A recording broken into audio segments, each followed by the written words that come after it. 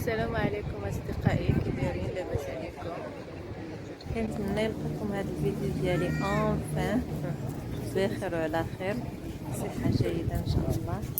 وراني غبرت عليكم ولكن مزيرة مع الوقت ما كانش عندي بزاف ديال الوقت باش ندير المونتاج ديال لي فيديو ساهلين باش نسجلوهم، ولكن المونتاج كما كتعرفوا كيشد بزاف ديال الوقت، وكانت الوقت كما قلت لكم مزيرة عندي شويه معطلة،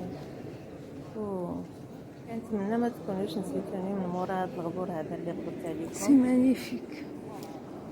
ودابا اصدقائي راح حنايا في السفر، وبغيت نشارك معكم واحد شي لقطات ديال هذا السفر ديالنا. ودابا كنتواجدوا في مسجد الحسن الثاني في كازابلانكا، وبغيت نشارك معكم هذه الزياره هذه ديال هذا المسجد. كنتمنى تعجبكم، تيقنا غادي تعجبكم، ولكن الا تبعتوها من الاول حتى الاخر. يلاه معايا بون فيزيت. La mer qui est à gauche de vous, elle arrivait jusqu'à moitié esplanade. C'était ça son vrai niveau. Ils ont dû la pousser, la bloquer, et ils ont gagné sur la mer, et après ils ont construit cette maison. La deuxième chose qui est plus importante encore, dès qu'on rentre ici, on n'est plus sur la terre ferme. Nous maintenant ensemble, on est sur la mer. En dessous de nous, c'est des pilotis énormes, gigantesques en béton armé.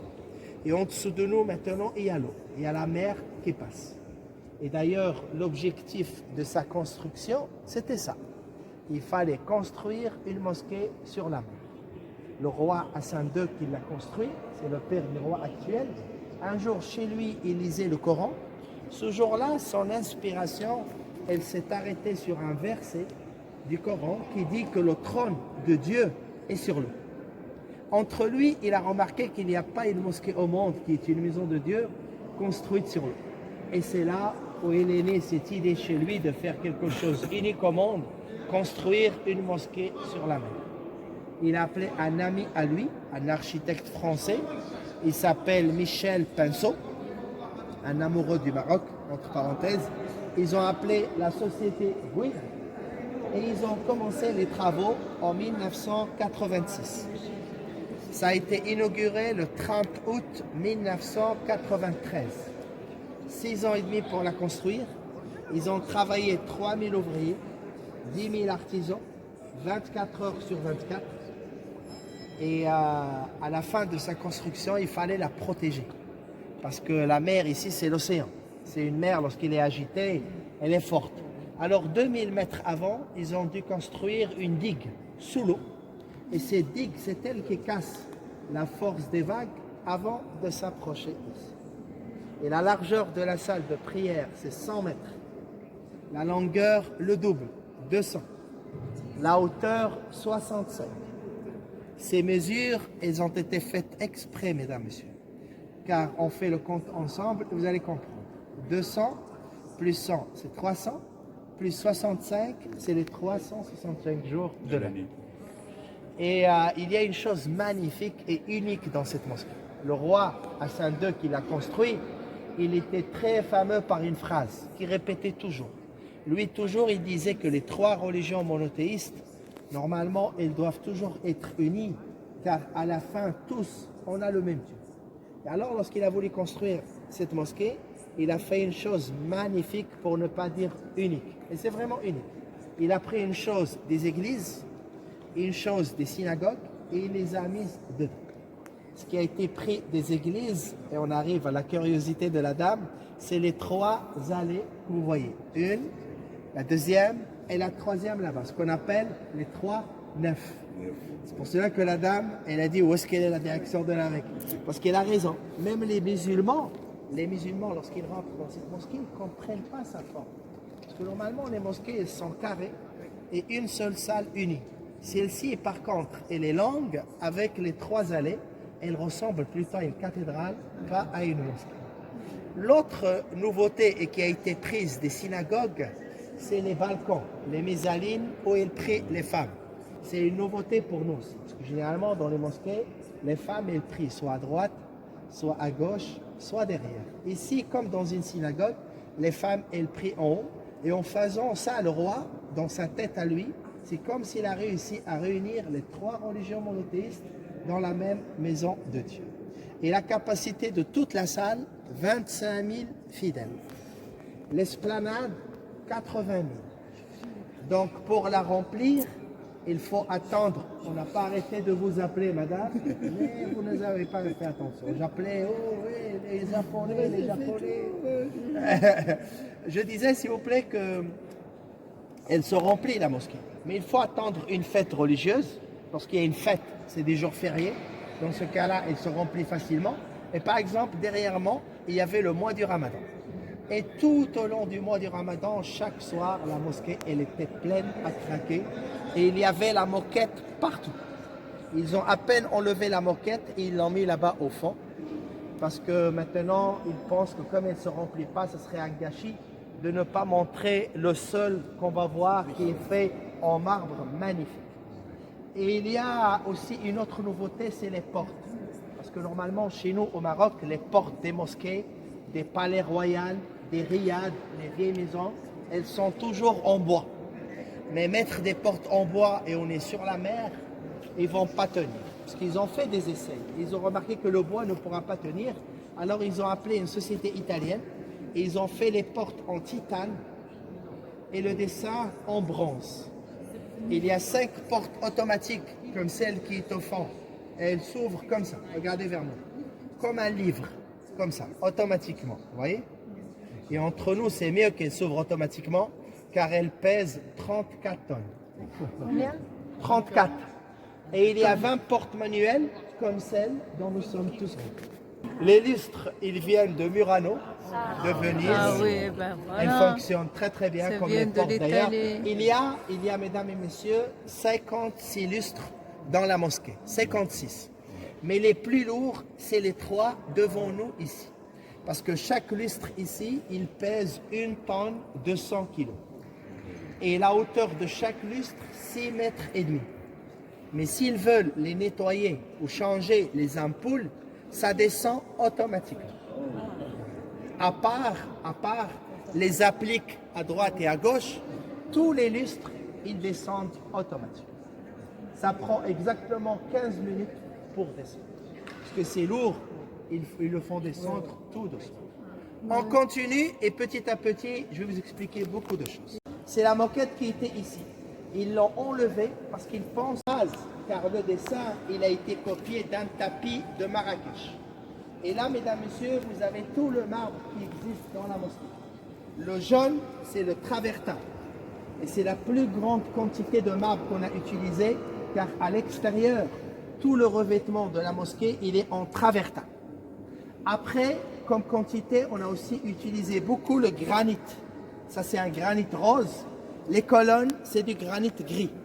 Et ce marbre vert, rouge et blanc, c'est de l'onyx. Onyx, travertin, granit, tout ce marbre, il arrive du sud, du Maroc. C'est une zone montagneuse, très rocheuse, et là-bas, il y a une toute petite ville qui s'appelle Tafraout. Ouais. Et là, vous avez un joint pour la dilatation, parce que c'est du béton armé. Et le béton armé, il se dilate avec le changement de température, et ça monte jusqu'en haut. Vous voyez la fissure? C'est toujours pour la dilatation. Et ils ont passé des tubes électriques en dessous du sol. Comme ça, l'hiver, s'il fait froid, il y a beaucoup de fidèles, même s'ils mettent la moquette, mais ils chauffent le sol. Mais entre nous, ils le font au maximum 4-5 fois par an. Car au Maroc, vraiment, il ne fait pas très froid. Ça, c'est l'hiver. Essayez d'imaginer avec moi, en été, il fait chaud, et il y a 25 000 fidèles à l'intérieur. Pour aérer la salle, pour respirer, ils ouvrent ce toit au-dessus de l'eau. Il y a une fissure au milieu, vous la voyez? Ah oui. Alors regardez vers moi maintenant, comme ça vous comprenez mieux et vite. Le toit, il est comme ça. Lorsqu'il s'ouvre, il y a une partie qui glisse à droite et une autre à gauche, comme ça. Ça coulisse sur des rails, ça s'ouvre complètement en 5 minutes, ça se referme en 7 minutes. Lorsqu'il est ouvert, ce toit, mesdames et messieurs, toute la partie au-dessus de nous, rectangulaire, voyez, elle est à ciel ouvert. Et là, c'est une autre beauté. Ah bah oui, Avec les rayons du soleil, la mosquée elle est encore plus belle, Ah, plus jolie. vraiment. Et vous savez, tous l'être humain, on a un rapport divin avec le ciel. On adore voir le ciel. Et entre nous, c'est une très bonne réussite. Et c'est une chose que tout le monde aime et adore l'été. Lorsque le toit est ouvert, ça aère la salle. Mais ça complète vraiment la beauté de la mosquée. Et le toit, juste pour ne pas oublier, le toit, les balcons où il prie les femmes, tout ça c'est du bois de cèdre. Travaillé ici par terre, par les artisans de Marrakech. Sculpté à la main, dessiné, pas avec de la peinture naturelle, rassemblé, travaillé en haut, sur place. À la main aussi. On dessine par un crayon et après ils montent les jeunes artisans, ils ont un ciseau comme mon doigt. Et ils creusent, et ils cisent le plâtre. Et après ils attendent 3-4 jours, le temps que le plâtre sèche, et ils remontent et ils passent la peinture. 10 000 artisans. Donc tout ce que vous voyez, mesdames et messieurs, il a été fait à la main. Ça a coûté combien? Le vrai coût, c'est pas le coût. On ne peut pas. Ils ont fait rapide. J'explique les deux. Vous avez raison, monsieur. Vous avez amplement raison. Ils ont fait rapide parce que le roi, il avait peur de deux choses. Il avait peur de mourir sans l'avoir finir et surtout mourir et personne ne l'a fini après lui. Et alors lui, il a ramené un ami à lui, à l'architecte, c'est un ami au roi, Michel Pinceau, et ils ont suivi les travaux eux-mêmes. Et le roi, lorsqu'il suit quelque chose, on le fait bien et vite. L'autre chose, l'histoire de la construction. Normalement, le financement, il devait être par le roi et l'État. Mais après 8 mois, ils ont remarqué que ce n'était pas le coût prévu, mais un coût plus élevé de 4, 5, 6 fois. Et c'est là où il y a eu la contribution de tout le peuple marocain. Tout le monde a donné au Maroc, les grandes sociétés et la vérité. Pas mal de chefs d'État arabes, musulmans, ils ont contribué aussi. Même des non-musulmans, je connais, ils ont contribué. C'est pour cela qu'au Maroc, on disait une blague. Lorsqu'on a inauguré la mosquée, on disait qu'un Marocain, lorsqu'il rentre ici, il cherche sa pierre. Parce que tout le monde a donné quelque chose. c'est vrai. C'est la salle des ablutions des hommes, où se lavent les hommes avant de monter prier. Les femmes, elles ont leur salle aussi, c'est normal. Elle est dans un autre côté. Tout à l'heure, ensemble, on va descendre visiter cette salle. Elle est très belle.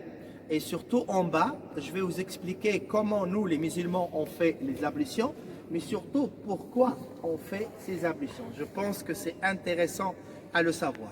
Et on s'est arrêté ici, parce que ce que vous voyez là, d'ailleurs quelqu'un me l'a demandé, le monsieur, ce que vous voyez là, ce sont deux petits bassins.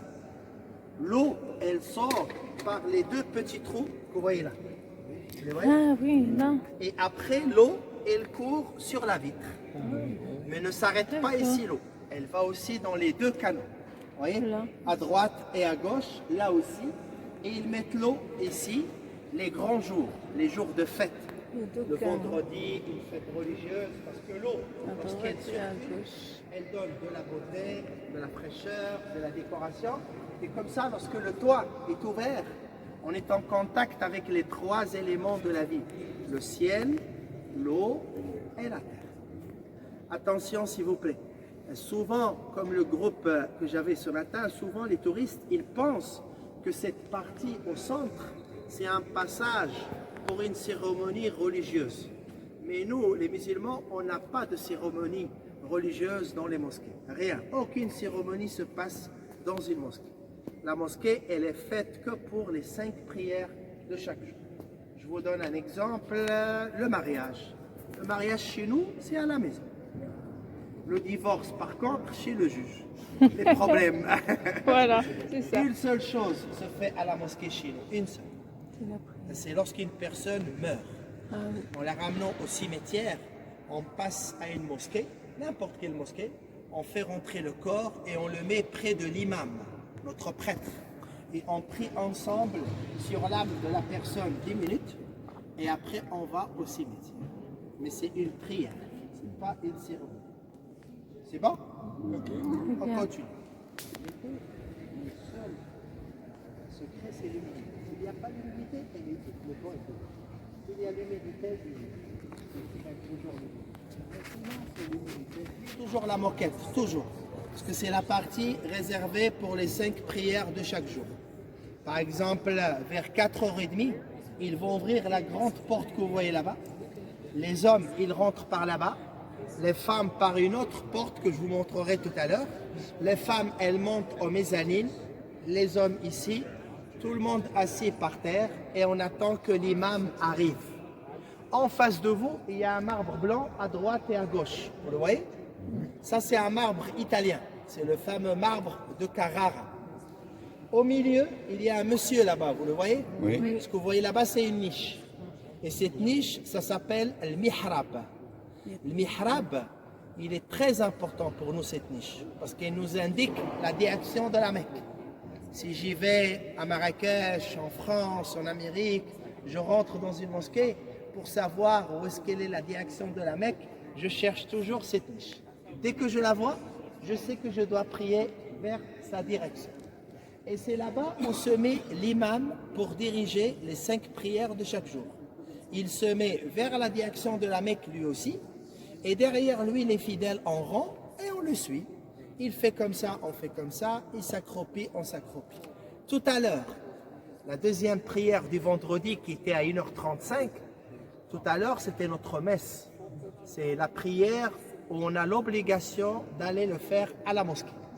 Et donc le vendredi, l'imam, qu'est-ce qu'il fait? Il monte le meuble en bois, vous voyez à droite.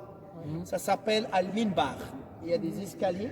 Il monte les escaliers, il se retourne vers nous et il prêche. Lorsqu'il termine, il descend et il dirige une prière. C'est ça la messe du vendredi. Ça, c'est l'imam. Il y a un autre monsieur dans la mosquée, il s'appelle le muazzin. Muazzin, c'est celui qui fait l'appel aux 5 prières de chaque jour. Et je ne sais pas pourquoi les touristes, ils pensent toujours que c'est un enregistrement. Jamais, jamais, jamais, jamais. C'est toujours un monsieur qui doit faire l'appel, même dans les coins les plus perdus au monde, dans les montagnes, où il y a à peine 8 maisons, 10 maisons. Entre les habitants, celui qui a la plus belle voix, il fait le muazzin. Il y a quand même un micro. J'allais dire, il y a une grande différence entre haut-parleur et enregistrement. Et depuis qu'il y a les haut-parleurs, c'est normal qu'il monte plus au sommet, parce qu'il y a les haut-parleurs. Avant, il était obligé parce qu'il n'y avait pas les haut-parleurs. Alors lui, d'en bas, le micro, et il fait l'appel. L'imam, je vois que vous êtes intéressé, je rajoute. L'imam et le muazzin, c'est des gens comme vous et moi. Ça veut dire qu'ils vivent une vie normale, simple, comme n'importe qui. Ils sont mariés, ils ont des enfants, même eux, ils ont une belle-mère qui les dérange aussi. Ils ont les mêmes problèmes de vie qu'on a nous aussi. Ils n'ont pas une hiérarchie religieuse, ils n'ont pas un chef religieux. Et par exemple, souvent, les touristes, ils nous posent cette question. Ils pensent que nous, on ne se confesse pas. Par contre, nous, les musulmans, on adore se confesser. On se confesse beaucoup. On a même une liaison sans Wi-Fi avec Dieu. Et, sauf que nous, on se confesse directement à Dieu. Chacun de nous, le moment où il a envie, il se met dans un coin tranquille et il parle avec Dieu. Pour 2 raisons, on se confesse à Dieu directement. Premier raisonnement, c'est que Dieu, il nous regarde, il nous écoute. Ça ne sert à rien de faire un intermédiaire.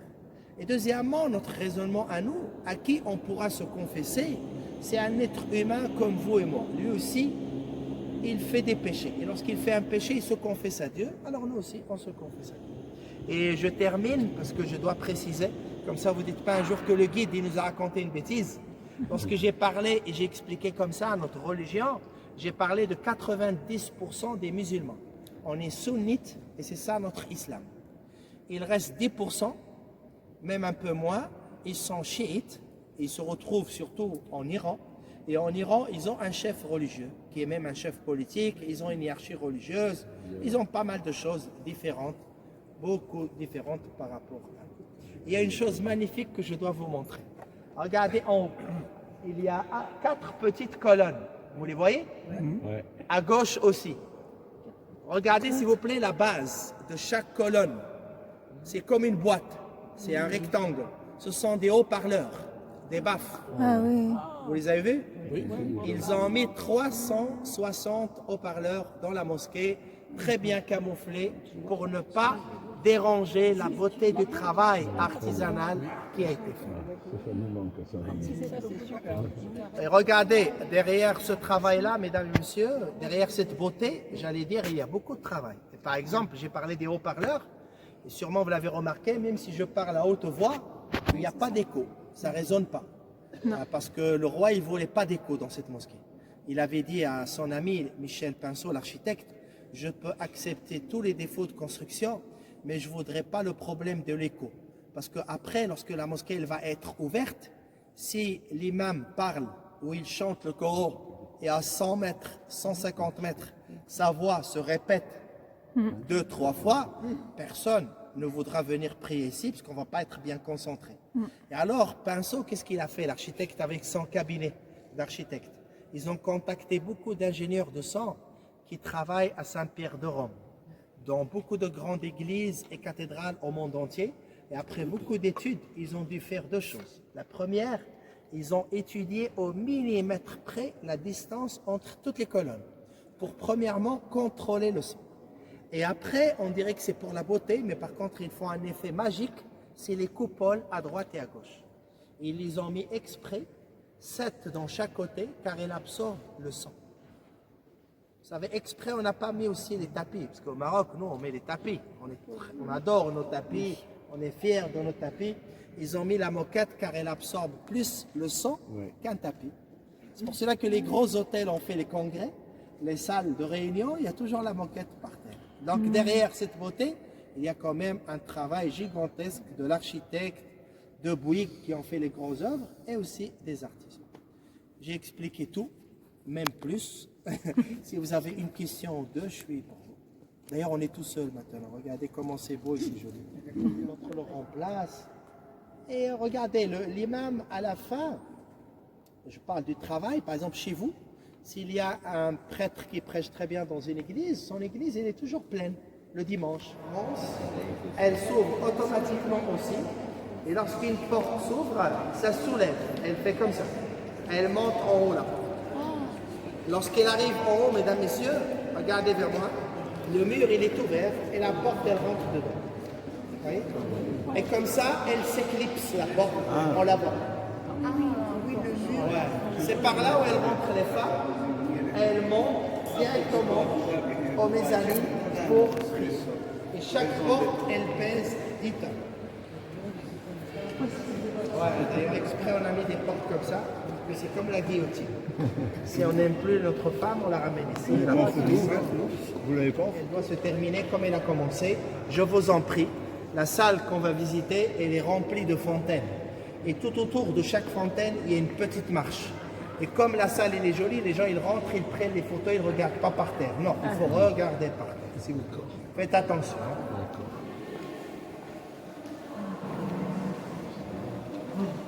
C'est cette petite marche qui fait défaut.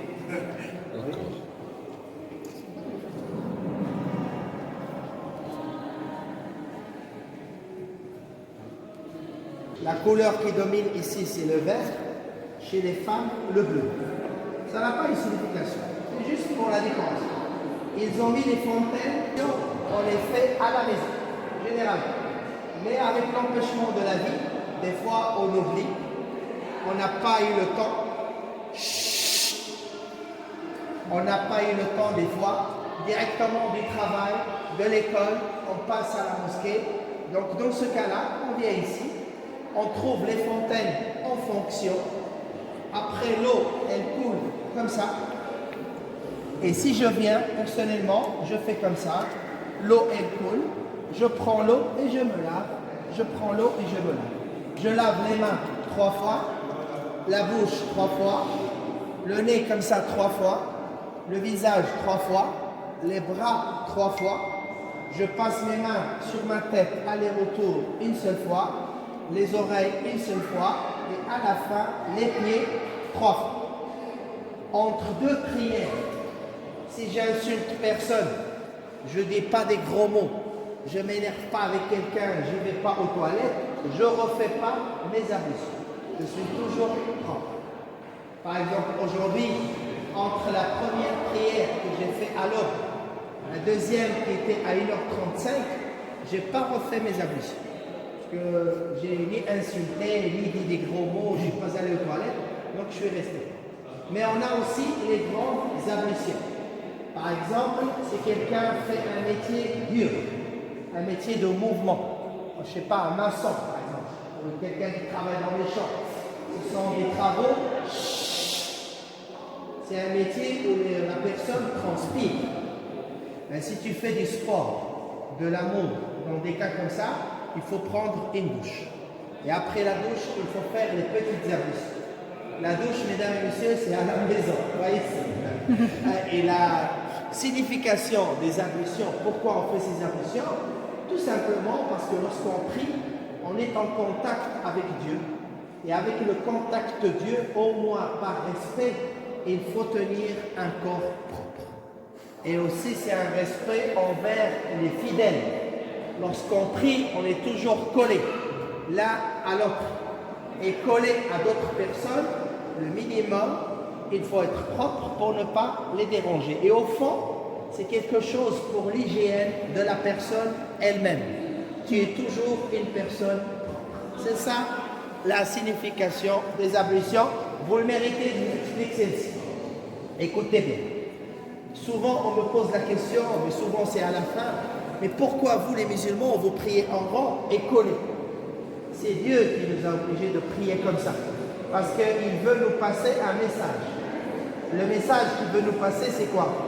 C'est l'être humain, souvent, lorsqu'il devient riche, ou lorsqu'il a un poste de travail important, il commence à penser qu'il est meilleur des autres.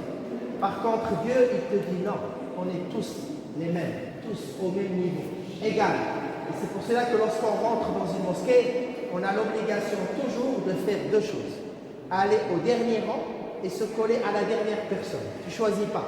Et en faisant ça, une fois tu es collé à un monsieur simple, à un monsieur malade, monsieur handicapé, riche, pauvre, garçon, le mélange. Tous au même niveau, tous la même ligne, l'un collé à l'autre, on se ressemble tous. Mais chez nous, on a toujours l'éducation. Par exemple, des fois, lorsque j'y vais prier à la mosquée dans mon quartier, et j'y vais 10 minutes, 15 minutes avant la prière, je ne me mets jamais dans le premier ou le deuxième rang. Jamais. Par respect, on le laisse toujours pour les gens âgés de notre quartier. Mais si je me mets, personne ne va me dire quelque chose. Mais généralement, c'est un respect qu'on leur donne. Et généralement, le premier et le deuxième rang, toujours pour les gens âgés de notre quartier, c'est un respect qu'on aime leur donner. Je vous souhaite très bonne longue vie. Très bonnes vacances dans votre pays, le Maroc. Vous êtes chez vous, passez de bonnes vacances. Je pense que ma visite, elle vous a plu, qu'elle n'était surtout pas ennuyeuse, pas banale. Mon but, c'est qu'elle soit intéressante. Une autre fois, je vous souhaite très bonnes vacances.